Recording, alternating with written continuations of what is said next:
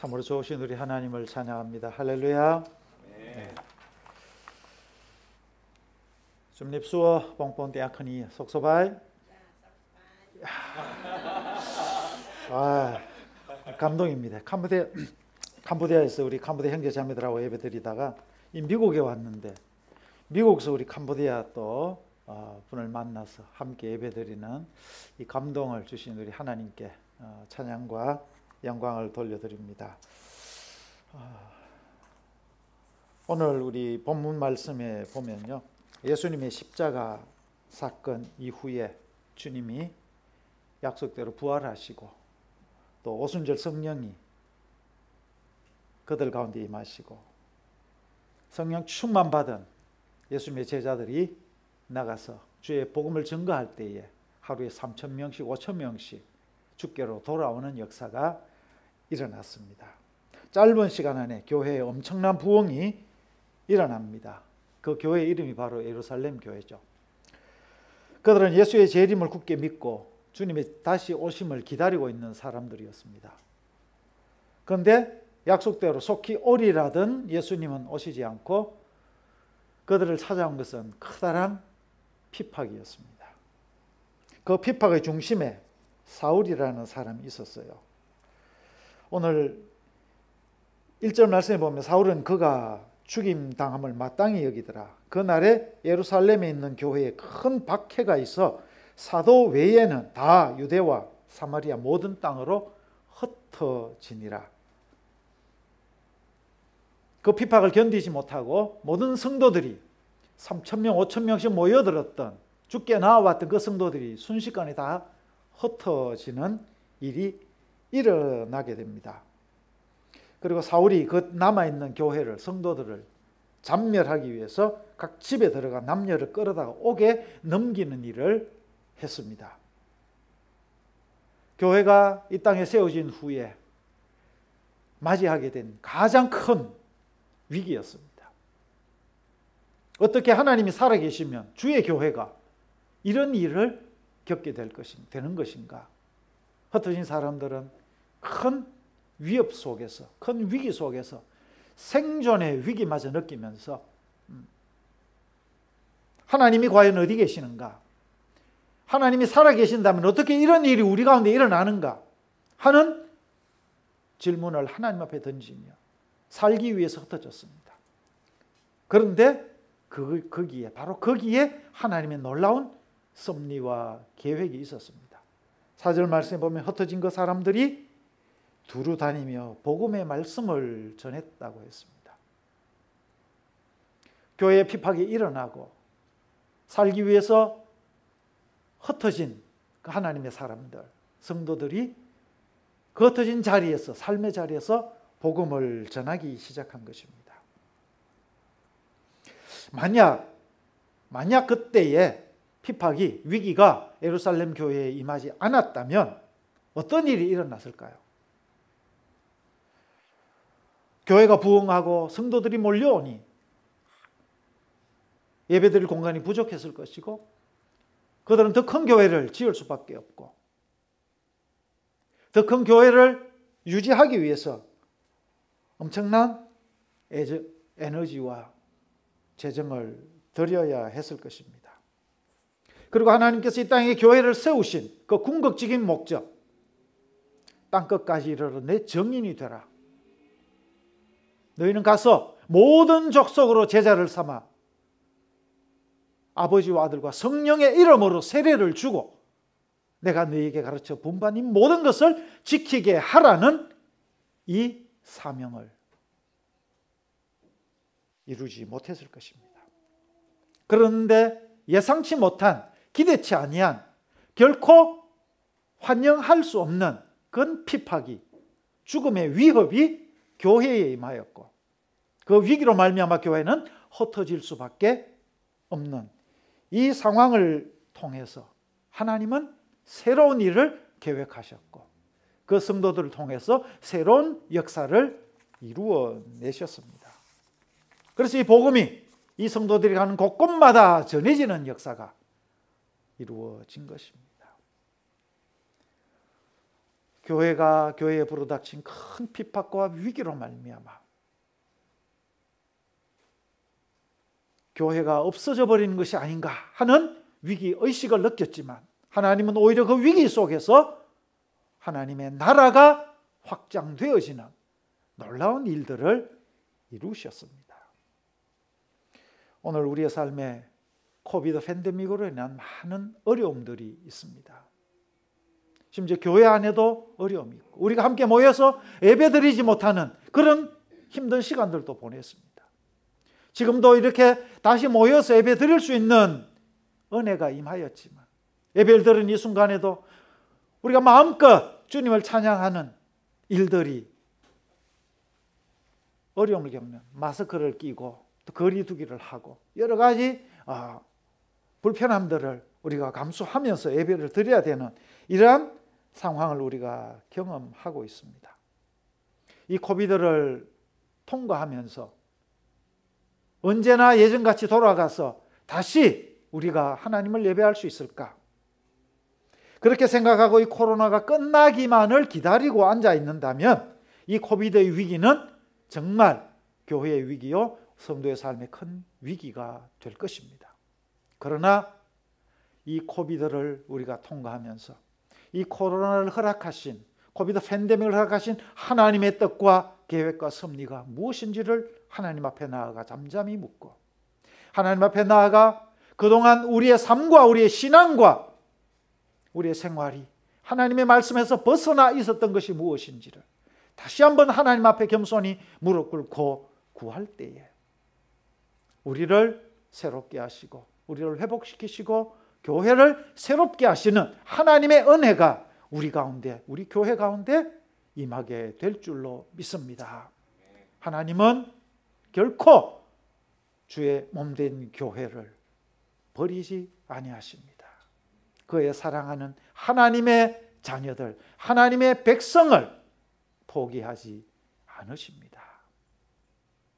우리가 우리의 자녀된 하나님의 자녀된 주의 몸된 교회가 된 이 영광스러운 이 사명과 이 축복을 제대로 감당하지 못하였기에 이 어려움 속에서 하나님은 우리를 새롭게 하셔서 교회의 본질과 또 성도의 사명을 다시 한번 깨닫게 해주셔서 이 세상 가운데서 우리가 어떤 모습으로 살아가야 할지를 이 코비드를 통해서 우리에게 가르쳐 주시고 우리에게 말씀하시고 싶어 하시는 하나님의 그 애끓는 마음이 우리를 향하고 있는 줄로 믿습니다. 이번에 제가 미국에 와서 몇몇 교회를 방문하고 또 목사님들을 만나서 함께 교제하는 가운데 공통되게 말씀하시는 목사님들의 고민이 있었습니다. 이제 참 오랫동안 기다렸던 대면 예배가 다시 시작되어서 예배를 드릴 수 있게 되었는데 교회 안에 30대, 20대가 사라져 버렸다는 안타까운 말씀을 하셨어요. 그런데 오늘 여기서 와보니까 얼마나 감사한지 제가 여러분 얼굴 정확히 지금 다 보이진 않지만 아주 젊은 분들이 이 시간 참 이 자리를 가득 채우고 있는 모습들을 보면서 역시 하나님은 이 어려운 시대에도 하나님의 일을 하고 계시는구나 하는 것들을 또 여러분을 통해서 또 우리 목사님의 목회 현장 가운데서 제가 다시 한번 보게 되고 개인적으로 큰 위로와 또 하나님의 은혜를 또 경험하는 시간이 되고 있습니다. 교회 나오지 않은 20대, 30대, 40대까지 목사님들이 전화를 하고 신방을 하면 그렇게 말한대요. 온라인으로 예배 드리겠습니다. 우리 아이가 어렸어요. 자, 이런 핑계가 이제 정당화되어지는 그런 예배의 위기를 우리가 맞고 있는 것입니다. 코로나가 예배의 위기를 가져온 것이 맞지만 이것을 계기로 우리는 하나님 앞에 더욱 가까이 나아가는 기회를 삼아야 합니다. 그리고 주일만이 아닌 주중에 나의 모든 삶의 순간이 나의 삶의 모든 현장에서 주님과 함께하는 삶을 살아가는 준비를 해야 합니다. 모든 시간 모든 삶에서 하나님을 예배하고 하나님께 집중하는 삶의 훈련과 삶의 양식을 우리 가운데 내면화시켜 내어야 합니다. 코비드보다 더한 것이 우리 앞에 올지 모릅니다. 앞으로 어떤 것이 우리의 예배를, 공적인 예배를 방해할지 모릅니다. 그러나 함께 모여서 예배드리는 이 예배는 막을 수 있지만, 개인적으로 하나님 앞에 드려지는, 개인적으로 삶 속에서 하나님 앞에 드리는 그 예배를 막을 방법은 없습니다. 사탄이 집요하게 우리를 공격하고 우리를 무너뜨리려고 하고 교회의 예배를 방해하려 하겠지만, 어떤 환경과 어떤 상황 가운데에서도 우리가 개인적으로 하나님을 만나고 하나님을 예배하고 하나님과 동행하는 삶을 막을 방법은 없습니다. 모든 사람이 다 잘 살기를 원합니다. 모든 어른들은, 부모님들은 우리 자녀들이 나보다는, 우리보다는 더 잘 살았으면 좋겠다는 소망을 가지고 자녀들을 양육하고 교육을 합니다. 그래서 큰 희생을 치릅니다. 그런데 잘 살고 싶어 하는 마음보다 더 중요한 것은 무엇이 과연 잘 사는 것인가에 대한 이해입니다. 세상은 잘 사는 것을 돈 많은 것이라고 생각합니다. 길을 가다가 큰 집을 보고 화려한 건물을 보면 저 집 주인은 누굴까? 저 건물주는 누굴까? 참 잘 사네 라고 말을 합니다. 큰 집이나 화려한 건물을 가진 사람은 부자이지 잘 사는 게 아니에요. 이 땅의 모든 부자들이 그럼 잘 사느냐? 잘 사는 분도 있겠죠. 그러나 그렇지 않은 사람이 훨씬 더 많다는 것입니다. 잘 사는 것은 무엇이냐? 하나님께서 말씀을 통해서 우리에게 주신 잘 사는 삶의 기준은 사이가 좋은 것을 말합니다. 정말 잘 사는 사람은 하나님과 사이가 굉장히 좋은 사람, 다시 말하면 하나님과 친한 사람이죠. 여러분 하나님과 친하세요? 하나님과 친하냐고 물으면은 주저함없이 아멘이라고 대답할 수 있는 그 사람이 정말 잘 살고 있는 사람이에요. 그런데 그렇게 물을 때에 멈칫하고 내가 하나님하고 친한가? 아닌가? 다시 한번 생각해 봐야 되고 고민해 봐야 된다면 정말 우리는 이 코비드를 지나면서 하나님과 나와의 관계가 어디에 문제가 있는지, 왜 내가 하나님하고 친하지 못한지, 왜 내가 하나님을 아버지라고 부르고 하나님을 우리 앞에 나와서 예배를 드리고 하나님 앞에 기도하는 삶을 살고 있지만 왜 나 마음의 거리는, 하나님과 나와의 마음의 거리는 이렇게 멀게 느껴지는 걸까? 하나님은 하늘 위에 계시는 분이고 나는 죄 많은 이 땅에 사는 존재이기 때문일까? 그렇지 않죠.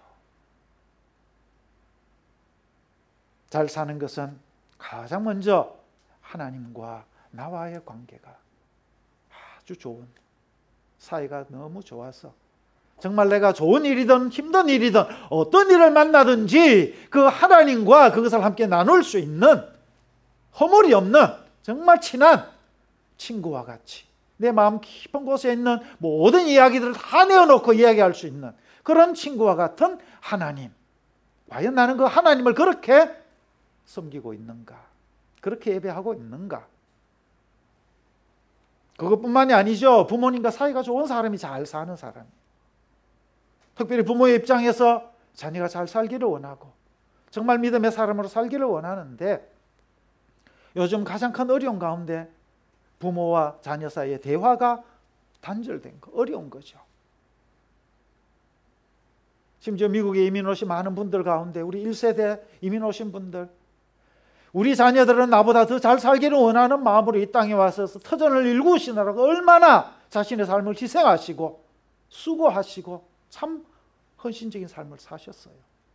그렇게 해놓고 자녀들이 자랐는데 어느 날 보니 자녀하고 전혀 동떨어진, 생각도 다르고 말도 다르고 대화가 되지 않는 그런 안타까운 고백을 하는 얘기들을 참 많이 들었습니다.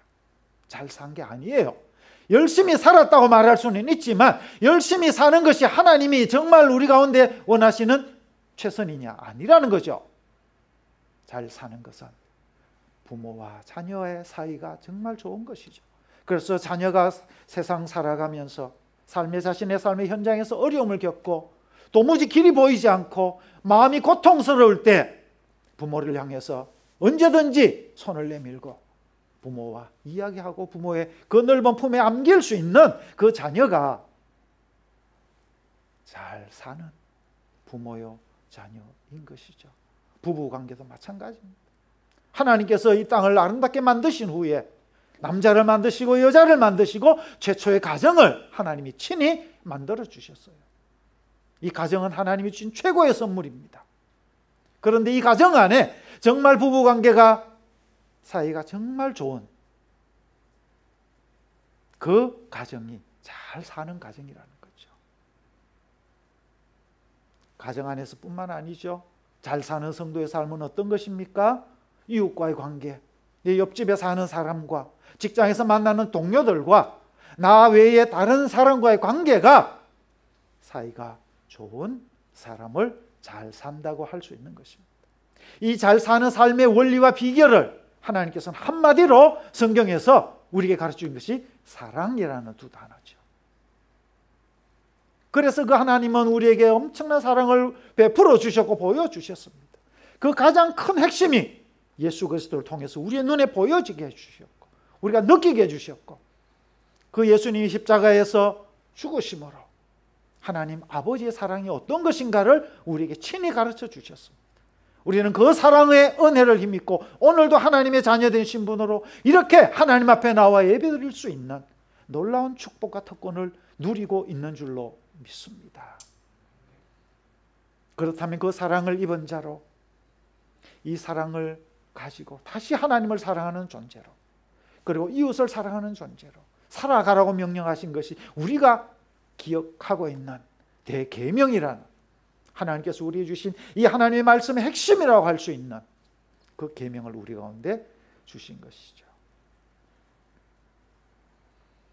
바라기는 이 코로나로 인해서 정말 우리의 관계를 깊이 한번 성찰하고 평가하고 잘못된 부분을 다시 한번 회복하여서 무엇보다 하나님과의 바른 관계가 다시 한번 정립되어지는 축복의 기회가 되기를 원합니다.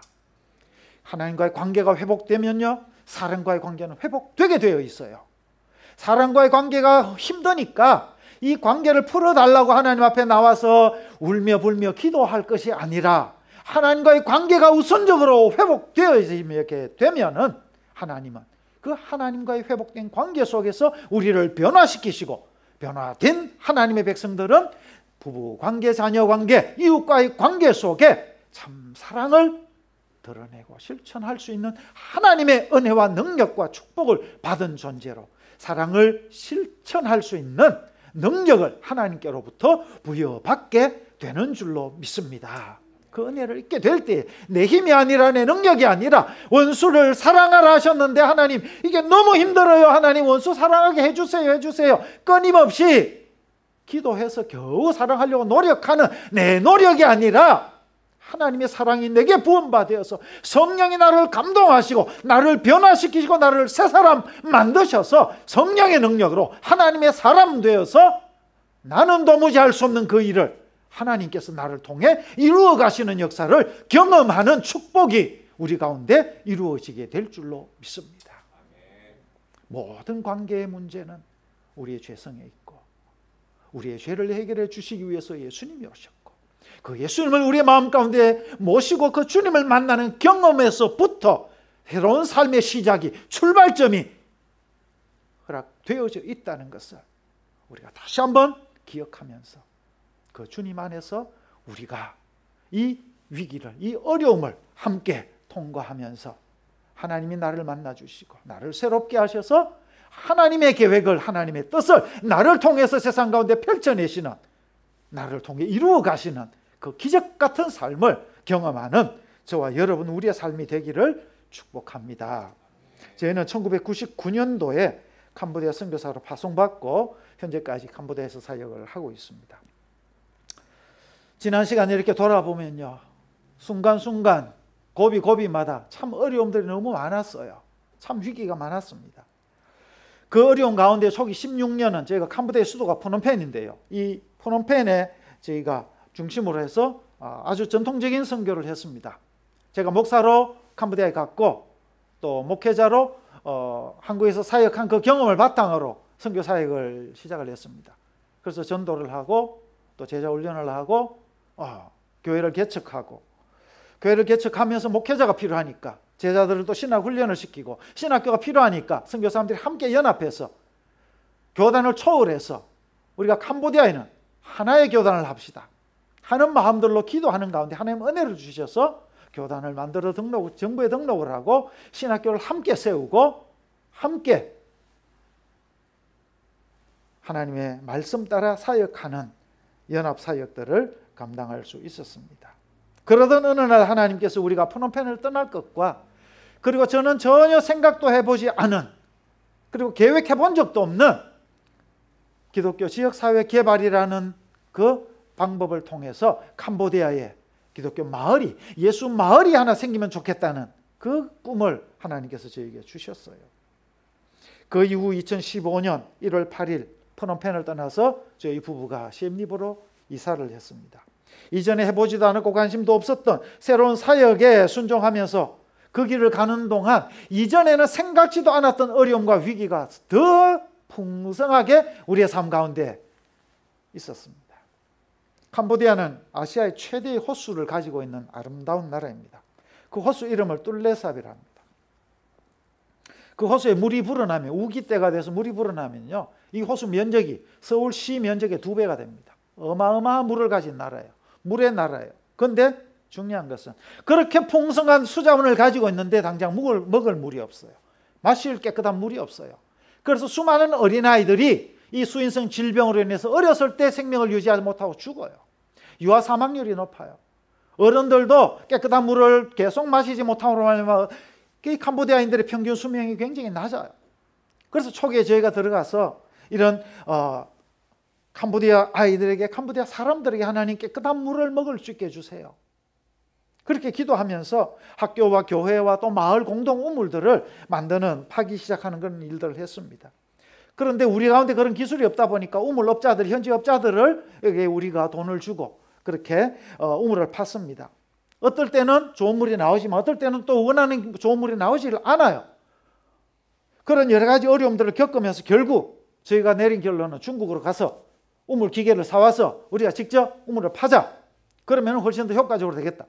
그 마음을 주시고 하나님께서 그렇게 길을 인도해 주셨어요. 그리고 평생 우물 파는 일을 전문적으로 했다는 또 선교사님도 만났어요. 그래서 그분이 이 장비를 사오면은 자기가 다 기술을 가르치고 할 수 있겠다 해서 그분과 함께 가서 장비를 사와서 그 예수 마을에서 주민들과 함께 그 사람들을 모아서 훈련하기 시작했습니다. 그런데 그 장비가 이분이 다루기에 한계가 있었습니다. 그래서 그걸 해주겠다던 그분도 떠나갔어요. 어떡합니까? 돈은 들이고 장비는 구입해 놓고 이 어려움이 생긴 거예요. 그래서 그때 기도하다가 할 수 없이 이 장비를 판 중국의 회사에 연락을 해가지고 우리가 당신네 회사의 장비를 샀는데 이걸 사용할 줄을 모르겠다, 어렵다, 기술자를 좀 보내주라 해가지고 다시 항공권을 줘서 그 기술자를 불러다가 호텔에 재우면서, 또 중국말밖에 못하니까 캄보디아 안에서 중국어 통역자를 찾아가지고 세워서 그 마을에 있는 사람들을 우물 사역을 위한 기술의 훈련을, 교육을 시켰습니다. 그 기간이 무려 거의 1년이 걸렸습니다. 한 11개월 되었을 때 드디어 이제 우리의 힘으로, 우리의 능력으로 이 우물 장비를 사용해서 우물을 팔 수 있는 준비가 됐어요.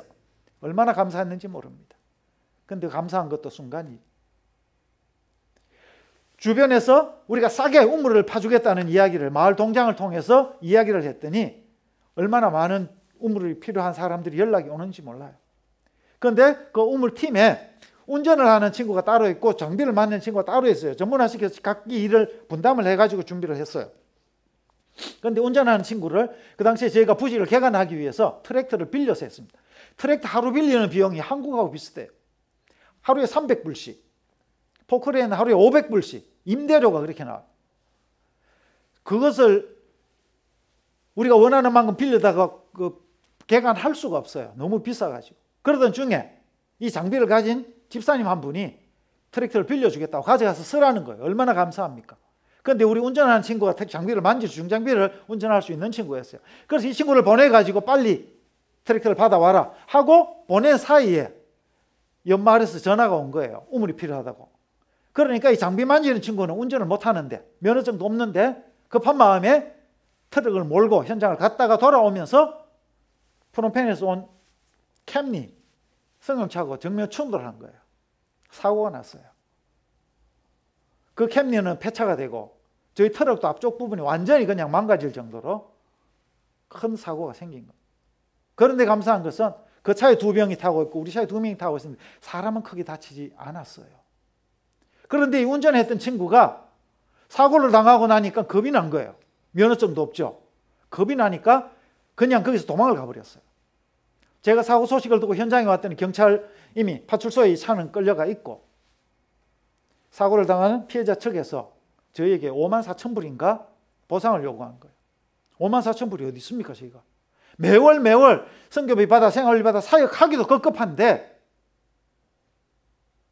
그 어려움을 겪으면서 제가 하나님 앞에 그랬어요. 하나님 왜 이러세요? 내가 내 먹고 내 잘 먹고 내 잘 살자고 이러는 겁니까 지금? 하나님께서 하라 해가지고 기독교 지역사회 개발하라 해서 내가 할 줄도 모르는 이 일에 와서 하나님 순종하며 하루하루 지금 가고 있는데 왜 이런 일이 일어나게 하시는 겁니까? 수없이 물었습니다. 심지어 기도조차 안 돼요. 떠나간 그놈 생각하면은, 도망간 그 친구 생각하면은 잠이 안 올 정도예요.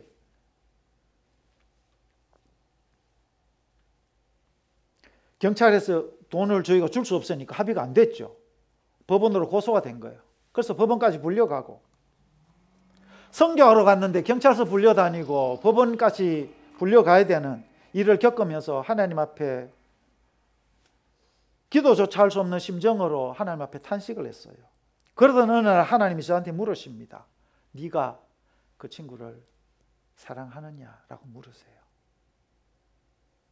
뭐 돈을 어떻게 해줄게, 해결해 줄게, 뭐 이런 얘기가 아니에요. 난 그게 급한데 하나님이 제게 물으시는 것은 네가 그 영혼을 사랑하느냐는 질문이었습니다. 하나님의 그 물음에 수많은 시간이 지난 후 저는 하나님 앞에 엎드려, 주님, 나를 이렇게 어렵게 만들고 힘들게 만들고 심지어 나에게 배신감까지 남겨주고 도망가 버린 그 친구를 주님 사랑합니다 라는 고백을 하나님은 제게서 받아내고야 마셨어요. 그 이후에 하나님은 그 무거운 짐으로부터, 제 마음의 엄청난 고통으로부터 나를 자유케 해주셨어요. 그리고 사랑이 무엇인지, 선교가 무엇인지를 다시 한번 제게 깨닫게 해주셨습니다. 그 이후에 그 일을 계기로 하나님께서는 이 우물 사역을 위한 귀한 동역자를 준비해 주셨고 그분을 만나게 해주셨어요.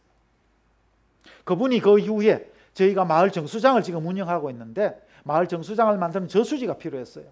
그분이 와서 저수지도 파주시고 그 일을, 그래서 저수지가 파지고 마을 정수장을 만들어서 지금은 182가정 950명의 그 마을 주민들에게 매일 생수를 공급하는 일을 하나님께서 이루어 주셨어요. 저는 하나님의 그렇게 일하심에 대해서 지나고 나서 왜 그런 일을 하나님 내게 생기게 하십니까? 라는 수많은 질문과 탄식을 한 후에 하나님의 일하심을 보면서 하나님의 놀라우심을, 그리고 그 저수지를 만드시고 그 일을 해주신 분은요 1년이 넘으셔서 선교지로 오신 분이에요. 집사님이셔요. 그런데 그분도 선교지에서 구입한 토지가 문제가 생겨가지고 이게 실망을 하고 낙담을 내가 한국으로 다시 돌아가야 되나 어떠냐 하는 그 어려운 상황 중에 저희를 만나게 해주셨고, 저는 그분의 어려움을 도와드리고 그분은 저희의 또 문제를 해결해 주시고 이렇게 귀한 동력자가 되게 해주셨어요.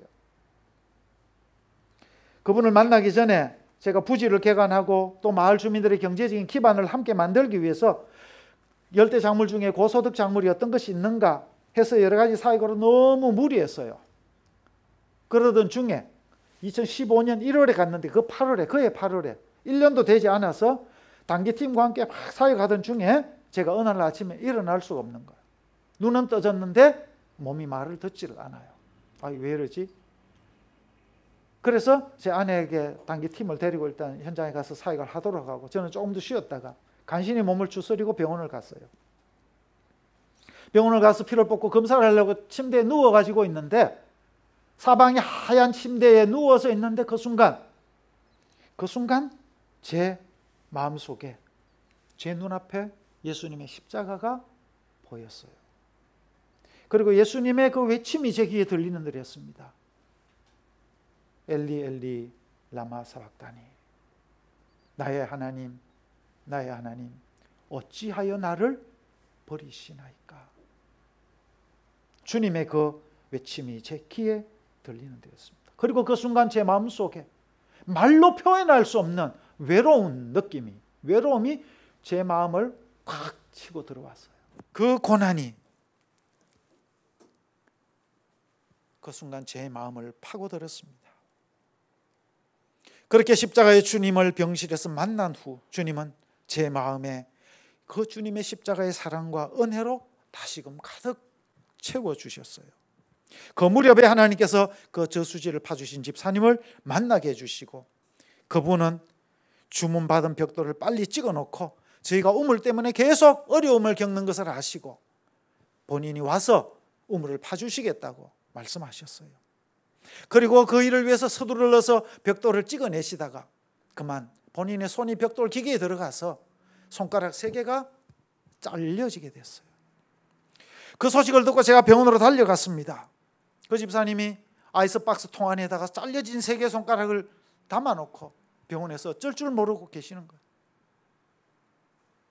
그래서 골든타임을 놓치지 않기 위해서 급하게 태국으로 가는 비행기표를 알아보고 태국에 있는 방콕 병원을 연락을 해서 예약을 하고 이분이 빨리 방콕으로 들어가서 손가락 접합 수술을 받을 수 있도록 조치를 해드렸어요. 그리고 그분이 수술을 받고 돌아오는 날 공항에 나갔는데 하얀 붕대를 손에 감고 오셨어요. 그런데 보니까 손가락 길이가 짧아요. 저희가 보내드릴 때는 어렵지만 손가락을 붙여서 다시 봉합 접합 수술을 하고 오시리라고 생각을 했는데 손가락을 떼버리고 그냥 봉합 수술만 하고 오신 거예요. 아니 왜 그렇게 하셨냐고 물었더니 그 집사님이 그 자리에서 하시는 말씀이, 목사님 괜찮아요. 하나님 앞에 우리 3 자녀를 위해서 내가 이 3개 손가락을 하나님 앞에 드리고 왔어요. 제가 이 나이에 선교를 하면 얼마나 하겠습니까? 제 남은 생에 하나님을 위해 선교의 발판을 만들어두면 하나님께서 제 자녀들을 통해서 선교를 더 잘 하실 수 있지 않겠습니까? 하는 말씀을 하셨어요. 그분이 지금 78이 되셔서도 청년의 열정으로, 청년의 뜨거운 가슴으로 그 땅 가운데서 우리가 할 수 없는, 목회자 선교사들은 꿈에도 꿀 수 없는, 할 수 없는 그 현장 가운데 들어가셔서 지금도 그 일을 하고 계셔요. 그분이 돈이 없어서 거기 와서 그 일을 하고 있는 게 아니에요. 이제는 편안하게 여생을 사셔도 누가 뭐라 할 수 없는 그런 분인데 그 모든 것 다 버리시고 포기하시고 내려놓으시고 그 땅에 오셔서 그렇게 살고 계십니다. 그렇게 좋은 선교의 동력자를 하나님이 그 어려움을 통과하면서 그 위기의 순간에 하나님께서 만나게 해주시고 함께 하나님 나라의 선교를 섬기는 동력자로 세워주셨습니다. 저희가 시엠리업으로 사역지를 옮긴 후 하나님께서 시엠리업의 지역에 사역하는 선교사들이 연합해서 함께 신학교를 세우면 좋겠다는 마음을 주셔서요. 그래서 선교사들이 연합해서 함께 기도하고 의논하고 그렇게 해서 한 선교사님 센터에서 다시 신학교를 시작했습니다. 프놈펜에서 시작했던 연합신학교의 분교로 다시 시엠리업의 신학교를 시작한 거죠. 그렇게 5년 동안 선교사님들이 함께 신학생들을 훈련하고 교육하고 섬기는 일들을 했습니다. 학생들이 자꾸 많아지면서 공간이 부족해서 더 이상 그곳에서 이제 학교가 운영이 어려워진 게 작년이었어요. 그렇게 코비드가 오는 동안에 저희가 기도했습니다. 하나님 앞에 그 신학생들과 함께 기도하고 하나님 앞에 나갔을 때에 하나님께서 우리 선교사님들 마음 가운데 먼저 신학교를 위해서 우리가 하나님 앞에 드려졌으면 좋겠다는 마음을 주시고 전체 건축 설계를 하고 계획을 세웠는데 건축비가 78만 불이 나왔어요. 그때 저희가 하나님 앞에 먼저 기도한 것은 우리가 외부에 가서 신학교를 위해서 도와달라고 기도하고 후원을 요청하기 전에 우리가 먼저 하나님 앞에 11조라도 드리면 좋겠다. 그렇게 선교사님들과 또 신학생들과 말씀을 나누고 기도하는 중에 한 여성 싱글 선교사님, 남편 목사님이 인도네시아에서 사회 가시다 돌아가시고 이분이 한국에 가셔서 다시 선교사로 헌신하시고 캄보디아로 오신 선교사님이 계셔요. 후원도 넉넉하지 않으신 분이에요. 이분이 말합니다. 나는 멸치하고 된장만 있으면 돼. 그리고 그 작은 선교비를 모아주셨던 만불을 쓰려면 쓸 것이 얼마나 많습니까? 그런데 그 귀한 헌금을 모아두셨다가 이 신학교 건축에 사용해달라고 헌금을 내놓으셨어요. 그런저런 헌금이 모여서 12만 불이 모여지면서 하나님께서 이 일을 기뻐하시는가 보다. 그래서 이 기간 중에 이 코로나 때에 외부로부터 후원이나 도움을 점점 더 받기 어려워지는 때에 오히려 하던 사역도 줄여야 할 상황 가운데 하나님은 저희에게 하나님은 살아계신다. 하나님은 지금도 하나님의 일을 하고 계신다는 확신을 주셔서 지난 6월 달에 기공 예배를 드리고 저희가 급하게 이번에 백신 접종을 위해서 미국에 들어오게 된 것입니다. 미국에 들어오면서 급하게 오다 보니까 미국에 있는 기간 동안 머물 숙소를 마련하는 게 쉽지가 않았어요. 예전에 사용하던 선교관에 연락을 드렸더니 이미 풀로 다 부킹이 돼 있다고 해요. 그리고 어떤 데는 또 연락했더니 코비드 때문에 폐쇄가 되었대요. 이런저런 이유로 숙소를 구하기가 쉽지 않은 거예요.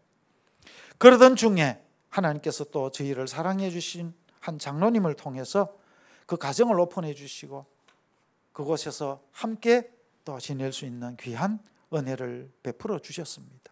그리고 그 장로님이 어젯밤에는 아는 지인분들을 다 또 초청해가 저녁 식사를 함께 하고 그분들에게 또 캄보디아 이 얘기를 들려달라고. 그래서 저희가 또 하나님께서 하신 일들을 그곳에서 함께 나누는 중에 그분들이 또 하나님 앞에 헌금을 드려주셔가지고 그 자리에서 만불이라는 신학교 건축 헌금을 또 모아서 주셨어요. 저는 이 코비드를 통과하는 시간 속에서 하나님의 새로운 계획과 하나님의 더 크고 놀라우신 일하심을 순간순간 목격하면서 얼마나 제 마음이 감사로 가득 차게 되었는지 모릅니다. 코비드 때문에 제가 여기까지 와서 여러분을 이렇게 뵙게 된 것도 감사하고 이 코비드 아니었으면 올 계획도 없었고 올 일도 없었어요. 모든 것이 하나님의 은혜요 하나님의 축복임을 깨닫고 하나님 앞에 감사와 영광을 돌리게 됩니다. 코비드가 위기인 게 분명합니다. 그러나 분명히 믿는 것은 하나님은 오늘 또 만왕의 왕이 되시고 온 세상 우주 만물을 다스리시는 우리의 아버지이심을 믿습니다. 그분이 우리의 작은 신음도 놓치지 아니하시고 우리가 삶 속에서 당하는 크고 작은 위기 앞에서 우리를 만나기를 그렇게 원하셔요. 가만히 평안하면은 우리가 자꾸 딴 길로 가니까 그 평안함을 때로 멈추시고 우리를 광야로 몰아내시기도 하고 우리를 위기 가운데 몰아내시기도 하고 그렇게 해서 하나님은 그 위기 속에서 우리를 만나고 싶다고 우리에게 개인적인 초대장으로 보내주신 것이 우리가 만나는 위기인 줄로 믿습니다. 제가 시간을 자꾸 잊어버려서 끝나야 될 시간이 지난 거죠, 목사님. 캄보디아도 지금 예배를 못 드려요. 다 지역이 봉쇄되고요. 어려움이 굉장히 심합니다. 늦게 시작됐어요. 미국 다 지나가고 나니까 이제 지금 못 사는 나라들이 캄보디아, 태국, 베트남 전부 동남아 계속 지금 요즘 들어서 이 코비드가 얼마나 큰 어려움을 겪는지 모릅니다. 저희가 나올 무렵에 캄보디아 사역하는 우리 동료 선교사님들이 여러 분 또 소천하셨어요. 현지인들의 죽음은 말할 것도 없고요. 성도들이 어려움 당하고 모여서 예배 드리는 게 아직은 어려워요. 지금 너무. 그럴 때 하나님께서 또 새로운 사역의 기회를 주셔가지고 저희가 시엠립에 있는 우리 시엠립 찬빛교회라는 한인교회를 함께 섬기면서 그 교회를 통해서 하나님께서 새로운 일들을 또 이루어 주셨어요. 시엠립은 관광도시입니다. 그런데 프놈펜 공항이 폐쇄된 지가 1년 반이 지났습니다. 외부에서 들어온 사람이 없어졌어요. 그러다 보니까 호텔부터 해서 모든 음식점들이 문을 다 닫았습니다. 그곳에 있는 캄보디아 사람, 외국인들 다 시골로 들어가고 한국 사람들은 웬만한 분들은 다 한국으로 다 철수를 했습니다. 그러는 가운데 한인교회는 성도가 자꾸 줄어들 수밖에 없었죠. 그 위기 속에서 한인교회 하시는 목사님과 저희가 함께 하나님께서 우리에게 주시는 말씀 찾는 가운데 평상시에 주로 관광업에 하시는 남자분들이 가이드분들이 많았어요. 이 가이드분들이 평상시에는요 바빠가지고 신앙 있는 분도 교회에 와서 예배드리기 어려워요. 돈 버느라고. 그런데 1년 반 동안 손님이 없으니까 할 일이 없죠. 할 일이 없으니까 수입이 없어요. 제로 상태로 견뎌내는 겁니다. 그들 가운데 대부분은 다문화 가정을 이루고 캄보디아 여자분들과 결혼해서 사는 남자분들, 그리고 신분상의 어려움이 있어서 가도 오도 못하는 분들만 지금 남아있어요. 나머지는 다 빠져나가고. 그런데 하나님께서 새로운 문을 여셔서 이분들의 마음을 낮추시고 이분들을 향해서 복음의 문을 열어주셨는데 이분들의 필요를 보니까 먹을 것이 없는 거예요, 당장. 그래서 한인교회에서 저희가, 제 아내가 중심이 되어서 반찬을 만들어서 일주일씩 반찬을 섬기는 사역들을 시작했습니다. 이 반찬을 드시면서 이분들이 마음이 열려지고 교회를 나오기 시작한 거예요. 그래서 이분들과 함께 성경 공부를 시작하고, 그래서 새로운 부흥의 역사가, 복음이 확장되어지는 역사가 시임립 땅에서 시작되게 하셨어요. 코비드가 축복인 거예요. 이분들에게 삶의 고난이 있지만, 어려움을 만났지만 영혼이 살아나는 기회를 하나님이 주셨어요. 그 이외에도 참 많은 이 코비드 기간 중에 하나님께서 이루신 많은 일들이 있습니다. 코로나 우리의 삶의 위기를 가져다 준 것이 사실입니다. 그러나 분명한 것, 우리가 이 시간 확인하고 믿는 것은 이 코로나도 하나님의 통치하심 가운데 있다는 것입니다. 하나님이 다스리십니다. 이 위기를 통하여서 하나님의 뜻을 묻고 하나님의 말씀을 듣고 그 말씀을 붙들고 기도하며 순종하여 우리의 삶을 드릴 때에 하나님은 우리가 이전에는 생각지도 못했던 새로운 길을 여시고 새로운 일을 하나님은 시작하실 것입니다. 그 일을 위해서 하나님이 이러한 어려움들을 우리에게 주셨습니다. 우리가 그동안 먹고 사느라 바빠서 놓치고 살았던 삶의 더 중요한 본질을 하나님은 우리에게 보여주시고 깨닫게 하셔서 그것을 회복해 하시고, 그를 통해서 하나님이 우리를 통해서 하시기 원하시는 하나님의 계획과 하나님의 뜻과 하나님의 일하심을 우리와 함께 이루어 가시기 원하시는 하나님의 계획이 이 어려운 위기 속에서 여러분 앞에 활짝 펼쳐지고, 그 하나님의 뜻 앞에 우리를 낮추시고 복종하게 하셔서 순종으로 우리의 삶을 드릴 때에 하나님께서 하나님만이 하실 수 있는 하나님의 기적 같은 역사들을 우리의 연약하고 부족한 인생을 통하여서 이 시대 가운데, 이 세상 가운데 행하시고 이루실 줄로 믿습니다. 뉴 노멀이라고 하죠. 새로운 표준이 하나님께서 준비해 놓으신 새로운 계획인 줄로 믿습니다. 그리하여서 우리가 하나님의 백성으로 정말 하나님과의 회복된 관계 속에서 하나님의 더 큰 축복을 받아 누리고 변화받아 축복받은 하나님의 자녀가 세상에 복이 되어서 세상을 변화시키고 세상 가운데 하나님의 나라를 확장하는 일들에 더 귀하고 아름답게 쓰임받는 우리 뉴라이프, 뉴비전 교회 또 앤 처치가 되셔서 하나님의 손에 이 시대에 더 귀하게 쓰임받고 하나님 앞에 영광 돌리는 주님의 귀한 축복이 넘쳐나시기를 주님의 이름으로 축원드립니다.